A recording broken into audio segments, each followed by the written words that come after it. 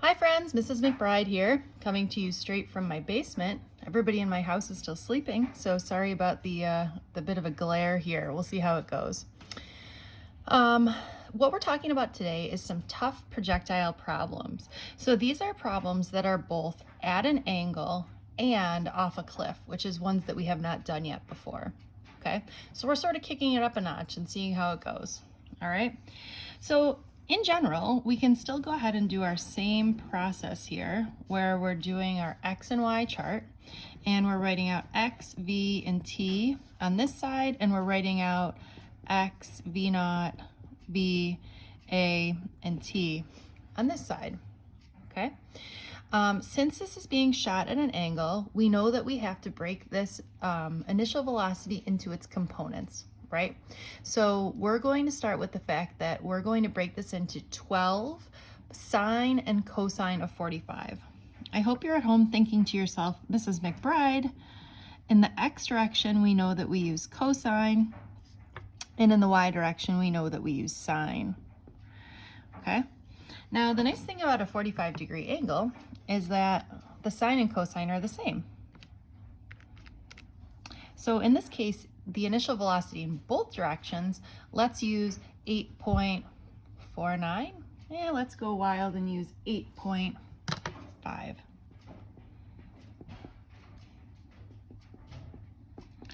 Okay, now what we're looking for is, what is R? So R in this case is the horizontal distance. So we're looking for X in the X, okay?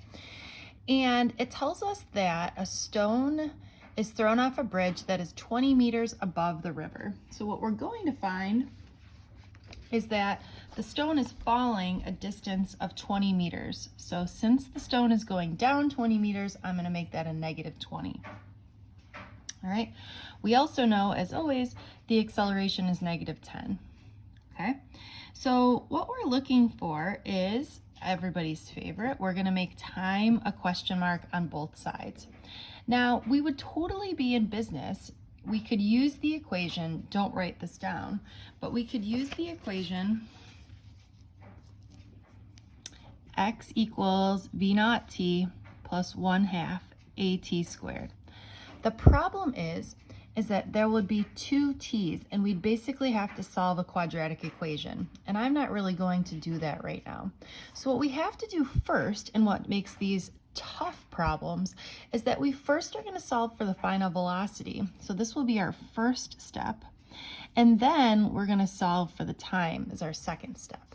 Okay, and the reason we're doing this is because we don't feel like solving a quadratic formula. Now, if you do feel like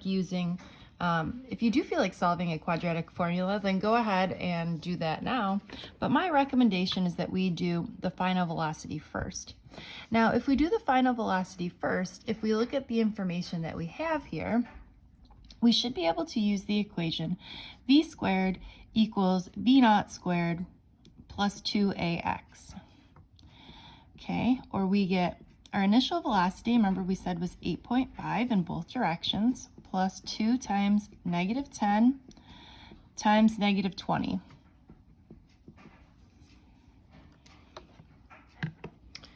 Okay, so I'm going to do this all in one foul swoop in my calculator. I'm going to do 8.5 squared plus 2 times negative 20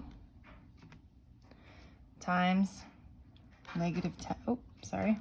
I said negative 20 and then I typed negative 10. Okay, so I typed all this into my calculator and I'm getting 472.25, and I'm going to take the square root of that. And I'm going to get that my velocity is equal to 21.73 meters per second. Now there's one more thing that makes this tough, is that when we're taking a look at this velocity here, if we break this into its components, we have a component in the y direction and a component in the x direction. Now we know this component is always 8.5, but you notice that this one is pointing in the downward direction. Since it's pointing in the downward direction, we need to make this negative, okay?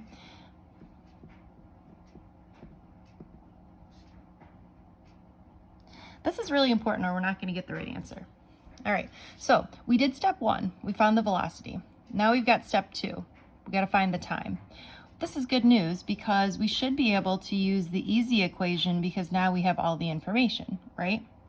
So we plug in our negative 21.73 equals our initial velocity of 8.5 minus 10 times t, right? Because our acceleration is our negative 10.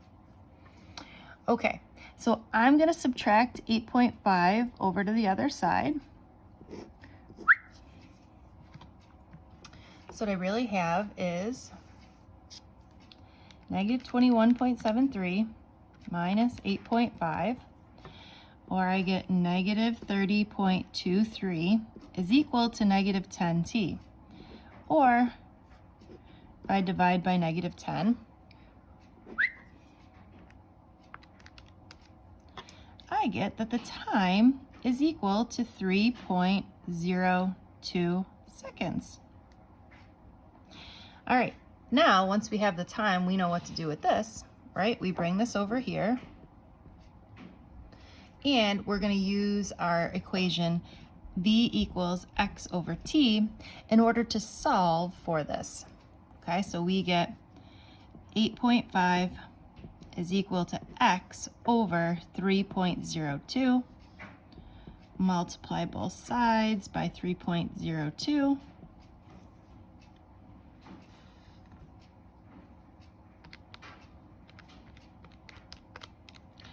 And I'm getting that our x, or in this case we called it r, is 25.67 meters. All right, that wasn't too bad, hopefully, right? Next thing we're going to do is we're going to take a look at these graphs. So it wants us to sketch the following graphs for the flight upward and back down. All right, so I think the horizontal direction is easiest, so I'm going to focus on those first. These graphs are going to be true for any projectile. So it's not like it's just going to work on this particular example, but it will work for any projectile example. Okay? So if we look in the x direction, there's no acceleration, right? And because there's no acceleration, we also know the velocity is constant. So for me, that makes these the easiest graphs to do, right? So the horizontal acceleration, we said, is 0, okay? And the horizontal velocity, we said, is constant. And following our swoop, slant, flat pattern, we should know that if this is a flat, the next one should be flat at 0. So that should make sense. All right, now let's do this one next. The vertical acceleration. We know in the y direction, the vertical acceleration is negative 10. Okay, so if we graph our negative 10, it might look something like this. The next thing is if we follow the swoop, slant, flat pattern, if this is a flat, what must the previous graph be? Hopefully you are saying slant. Okay, and specifically, it's a slant with a negative slope. So this would be a slant with a positive slope, or we're going to have a slant with a negative slope. And this also makes sense in terms of what we've got here, right? We know that at some point it's going to stop at the top, right? So we know that it's going to stop up here, which is what we see on the graph. We know that it's going to start out with some positive velocity, but it's slowing down. And then as it turns and goes down, we know that it's going to have negative velocity because negative velocity means we're going down. All right, I've got 2 more problems for you. I would like to do at least one more together and then sort of see how you're feeling, and maybe you can do the last one on your own. All right. Oof, this glare is so bad. Sorry about that. All right. This one is talking about William Tell. When I was in orchestra in high school, we used to play the William Tell Overture. Look it up. It's a good song. William Tell is shooting an apple that hangs on a tree. So here's my apple. The arrow is shot with an initial velocity of 40 meters per second at an angle of 12 degrees. The arrow is released from a height of 1 meter above the ground and hits an apple that is 4 meters above the ground. We're looking for how far away is William from the apple. Okay, I'm sure you're saying to yourself, let's make a chart.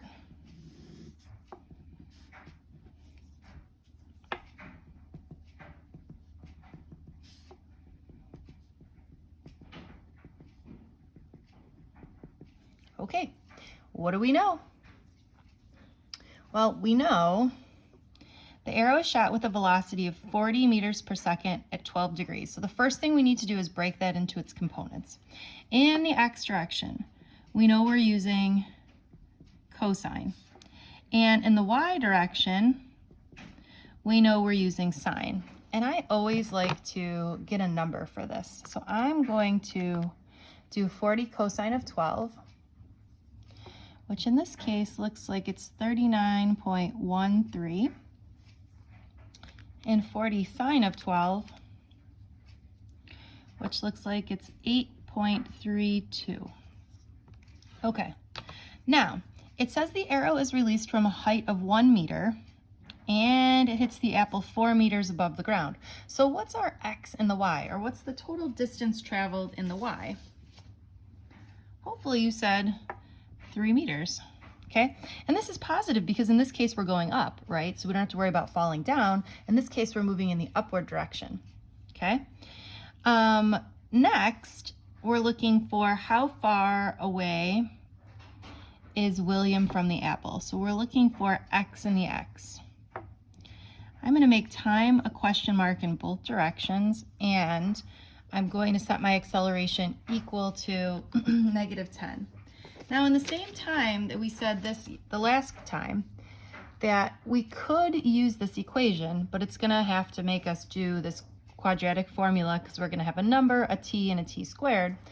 We're going to do the same thing we did last time, where we solved for the velocity first, we made it negative, and then we solved for the time, right? So here we go. It should be very similar to the last time, that when we don't have any information for time, the equation that we're going to use is our friend v squared equals v naught squared plus 2ax.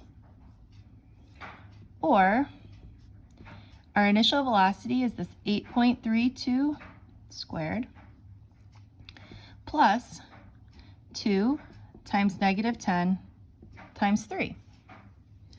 And in the same way that I did this before, I'm going to go ahead and plug this into my calculator all at once. 8.32 squared plus 2 times -10 times 3. Okay, so I get that v squared is equal to 9.22. Or if I take the square root of this gets me that v is equal to 3.04. Okay, but I have to remember that I'm going to make it negative, right? Because it's going down. All right. Now, we use the equation v equals v naught plus at, and you could really use any equation that you want here. I just like to use that one because I think it's the easiest one, right? So I get my -3.04 equals 8.32 minus 10t. I'm going to subtract 8.32 to the other side. So I get -3.04 minus 8.32, or I'm getting this -11.36 is equal to -10t, and since I'm running out of room, you'll just have to trust me that we're going to divide both sides by -10, and I find that the time is equal to 1.136. Okay, we cross the time over,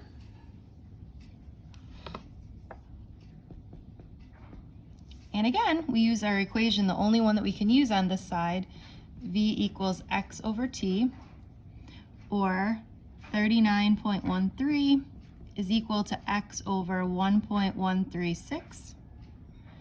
I multiply both sides by 1.136,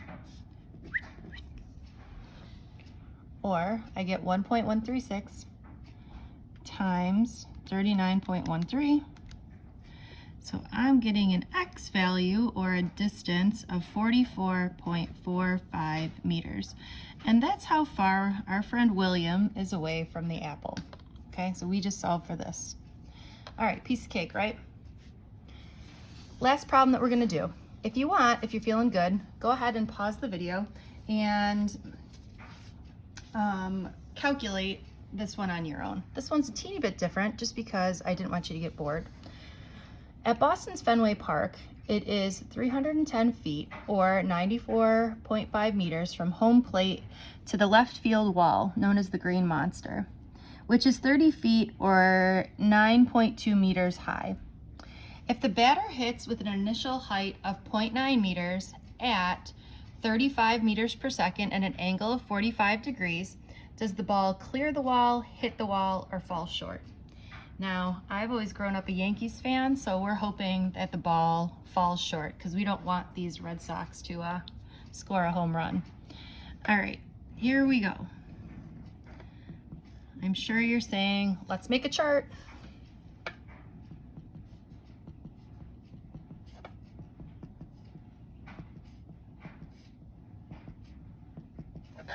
All right, and again, we're gonna start with the fact that we're looking for, where are we?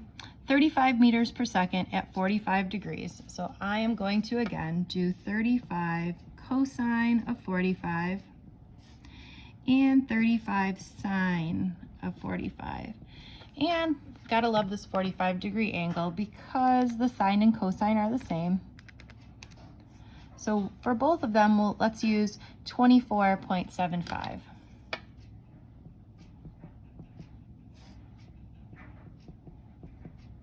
Okay, so we're looking for, does the ball clear the wall, hit the wall, or fall short? So basically, I think we're looking for X and the Y.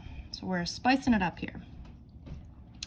We do know X and the X though, okay? It tells us that X and the X is 94.5 meters, okay? So we also know the acceleration is -10, and I'm gonna make time a question mark on both sides. So the first thing we're gonna do here, it looks like, is use the side with only one question mark, which in this case would be this one. So if we use velocity is equal to distance over time, or 24.75 is equal to 94.5 over t. At this point here, some of you get confused. I like to always cross multiply here. So I'm getting 24.75 t is equal to 94.5. And I'm gonna divide both sides by 24.75.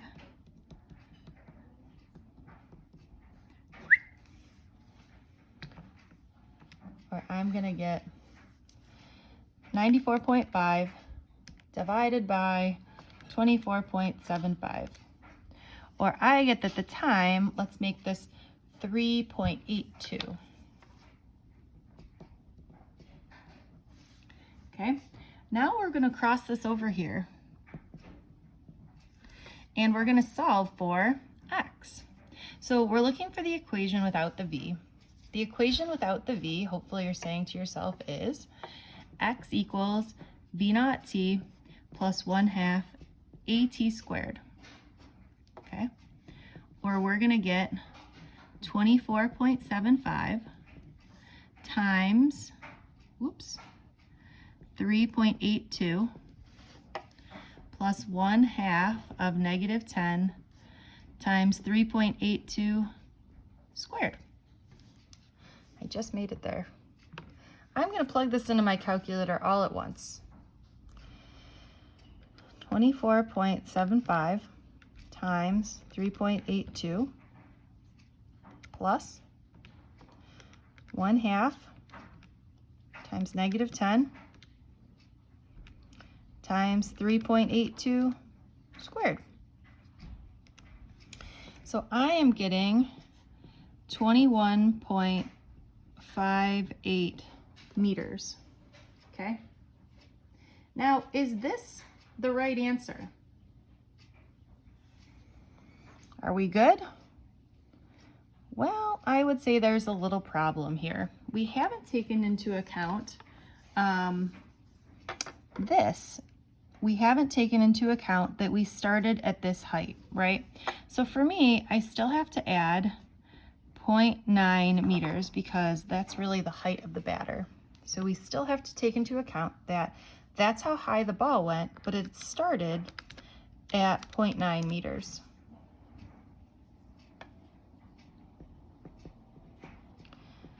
Okay, so that's the height we get. The wall itself is 30 feet or 9.2 meters high. So does the ball clear the wall, hit the wall, or fall short? Well, we can say that it definitely clears the wall. And for us Yankees fans, that's very sad. All right, friends, have a great day.